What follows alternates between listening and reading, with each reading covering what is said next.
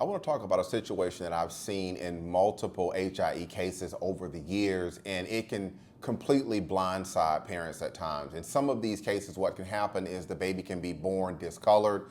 The baby can seem to, they need oxygen, they need help breathing, and these first few minutes can be terrifying for parents. Then slowly the baby begins to pinken up, oxygen levels begin to improve, the heart rate seems to stabilize. And from the outside looking in, it can look like the immediate crisis that all of that has passed. But that early improvement does not always tell the full story with these types of cases. One of the hardest things I think for families to understand is that a brain injury does not always declare itself right away. A baby can stabilize from breathing and a circulation standpoint while the brain injury can still be evolving.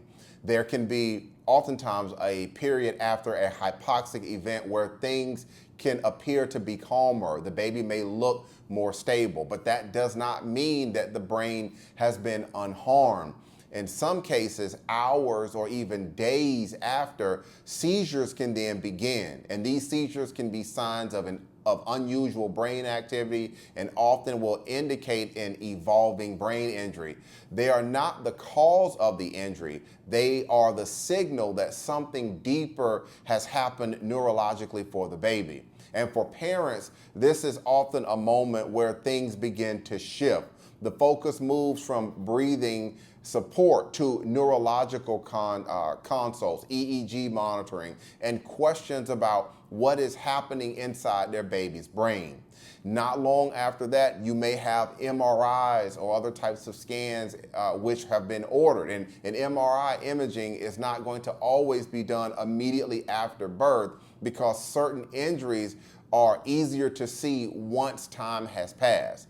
And when that MRI comes back, it may show a global pattern of a brain injury, meaning that there can be multiple areas of the brain that have been impacted by the injury. And that is often when the conversation with parents, it begins to change. Now doctors are talking about developmental delays. They're talking about motor challenges, possible feeding difficulties, long-term neurological concerns, things that were not apparent in those first minutes or those first hours after birth. This is a sequence that can be devastating to parents, and it can leave them wondering how this could have happened if their baby appeared to be stable early on.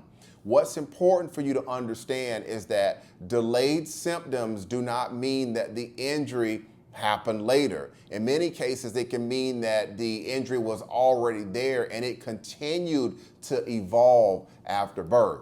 It also doesn't automatically mean that the care for your baby was appropriate. Even when a baby appears to stabilize after delivery, what happened before birth, that's still going to matter. Fetal monitoring, you've got to look at that. Recognition of distress, timely interventions. These facts do not just disappear because the baby initially begin to look better after things.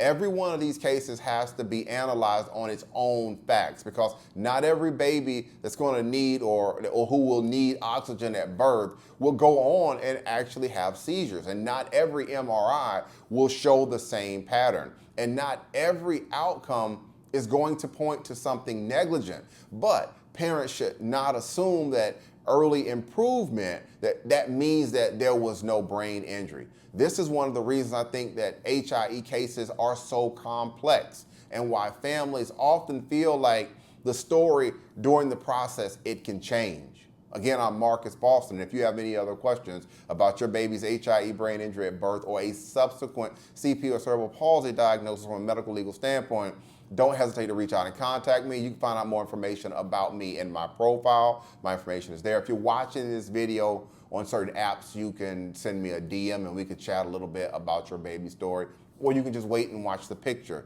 that follows the end of this video. All right, that's going to be it for today's quick educational video. Have a good day, everybody.